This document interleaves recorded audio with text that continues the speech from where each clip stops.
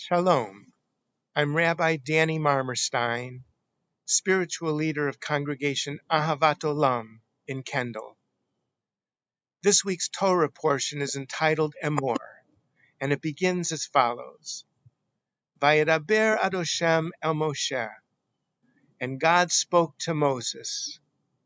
Emor el HaKohanim, speak to the Kohanim, the high priest Aaron and his sons.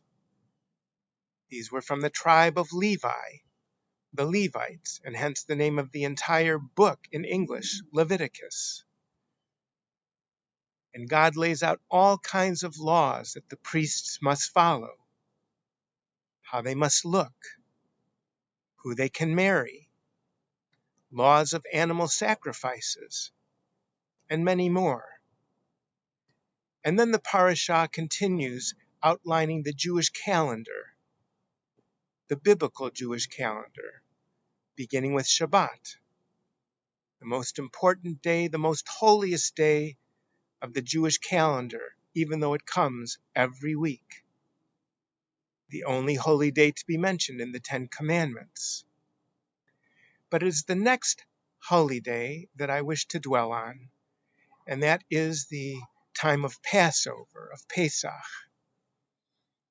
It occurs in the Hebrew month of Nisan, the first month in the biblical calendar, the springtime, new buds, new growth, new beginnings. And we are commanded to observe Pesach for 7 days. Many of us observe it for 8 days. It wasn't that long ago we were gathered around our tables, observing and celebrating Pesach with our seders, in the comfort and safety of our homes. But like you, my heart was going out to our brethren in the Ukraine who could not observe it, who were fleeing from their homes. Only this time, instead of on horseback and saber, like the pogroms at the turn of the 20th century, it was with tanks and with missiles. I'd like to share with you a reading by Misha Galperin, Ph.D., CEO of the National Museum of American Jewish History. It is a wonderful museum in Philadelphia if you ever get the chance to visit. He wrote this just before Pesach this year. We are very much used to speaking about Passover as a holiday of freedom. We are not so used to speaking about it as the story of a war for freedom.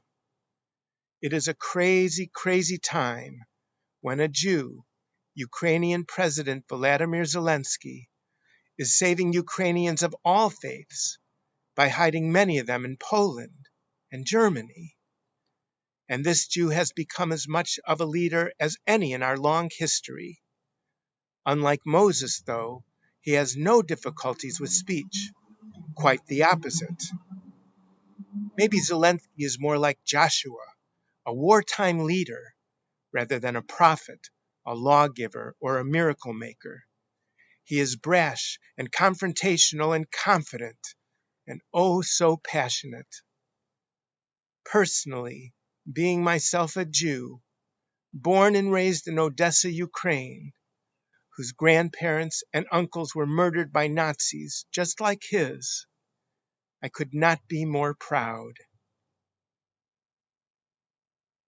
At the end of our seders we say, L'shana haba'ah b'Yerushalayim, next year in Jerusalem.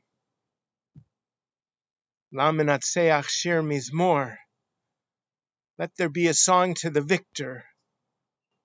Dear Lord, ozer lahem, help them, that they may be victorious over their oppressors, so that they may say, L'shana haba'ah b'veitenu shalanu, next year in our homes, in our beloved country Ukraine, Be'ezrat Hashem, with God's help.